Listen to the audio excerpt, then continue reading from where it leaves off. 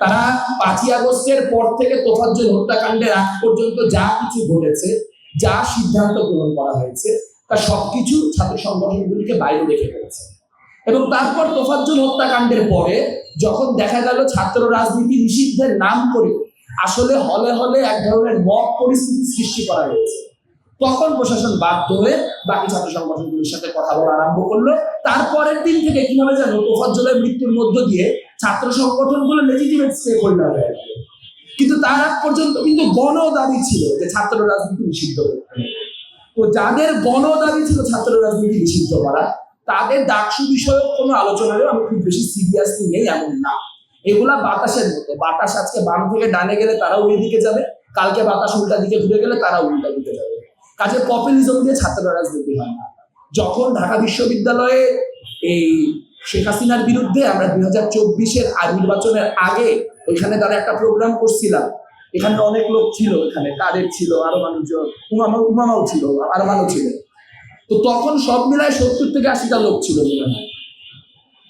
তো তাহলে বাকি গোটা তখন জনরায় কি ছিল, আমরা কি ধরবো, তখন জনরায় কি ছিল? তো এই যে বিভিন্ন অযৌক্তিক কাজকে জনরায় বলে চালায় দেওয়ার যে চেষ্টা, সেই চেষ্টা থেকে আমাদের বাইরে হতে হবে। একটু কথা থেকে সরে গেছিলাম, সেটা হচ্ছে আচ্ছা তোফাজ্জল হত্যাকাণ্ডের কথা আমরা জানি। তোফাজ্জল হত্যাকাণ্ড নিয়ে আমরা এটাও জানি যে তোফাজ্জলের হয়ে যিনি মামলাটি দায়ের করেছেন তার এক কাজী, চাচাতো বা খালাতো বোন, আমি একটু ভুল বলতে পারবো, মানে মোদ্দা কথা তার এক কাজী বোন, তিনি কিছুদিন আগে ঢাকা বিশ্ববিদ্যালয় প্রশাসনের বিরুদ্ধে অভিযোগ দিয়েছেন যে ঢাকা বিশ্ববিদ্যালয় প্রশাসনের কারণে এই যে গোটা প্রক্রিয়াটা, তদন্ত প্রক্রিয়াটা ব্যাহত হয়েছে। এটা হচ্ছে ঢাকা বিশ্ববিদ্যালয়ের প্রক্টরের আমলনামা।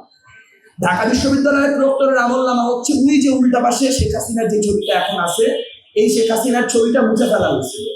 এবং যখন মুছে ফেলা হয়েছিল, একজন প্রক্টর নিজে থেকে বলছিলেন যে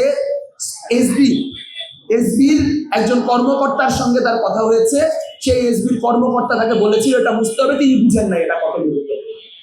এবং তার পরবর্তীতে দেখা গেল যে এসবিটাকে কোন এসবির কথা তিনি করেছেন এ কথা তিনি সম্পূর্ণ এড়াই গেলেন, অস্বীকার করা শুরু করলেন। এবং আমরা জীবনেও জানতে পারলাম না ঘৃণাস্তম্ভ মুছার নির্দেশটা আসলে কে দিয়েছিল। এই তথ্য এখন আমাদের কাছে কারো কাছে নাই, কিন্তু ঘৃণাস্তম্ভ কিন্তু মুছা হয়েছে। শেখ হাসিনার মুরাল পুরানো হয়েছে। এই মুরালটা যেটা আমাদের সামনে আছে, এটা বানানোর আগে শেখ হাসিনা আর একটা মুরাল বানানো হয়েছিল আনন্দ শোভাযাত্রার জন্য। সেই মুরালটা একদম সম্পূর্ণ সিকিউরিটির মধ্যে চারুকলায় সন্ধ্যার পরে আমরা যাইতে পারি না। আমরা চারুকলায় গেলে গেট লাগানো থাকে, 17টা বক্তব্য দেওয়া লাগে, ভাই আমি অমুক ছাত্র সংগঠন করি, ভাই আমি অমুক ডিপার্টমেন্টের স্টুডেন্ট, তাছাড়া ঢোকা যায় না।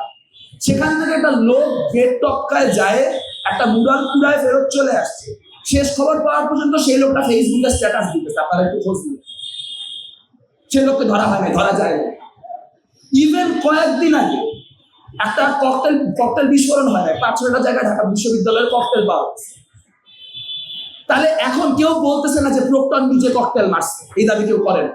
কিন্তু কথা হচ্ছে এই যে ককটেল মারা হয়, ককটেল বানানো হয়, ককটেল পাওয়া যায়, এই যে ঘৃণাস্তম্ভ মুছা হয়, এই যে শেখ হাসিনার মুরাল পুরানো হয়, এই যে তোফাজ্জল হত্যাকাণ্ড ঘটে, এই যে সাম্য হত্যাকাণ্ড ঘটে, সেইগুলার বিহিত করতে এতখানি অথর্ব যেই প্রশাসন, সেই প্রশাসন আপনার নিরাপত্তার নিশ্চিত করতে পারবে ডাকসুর সময়, এটা আমরা বিশ্বাস করি না।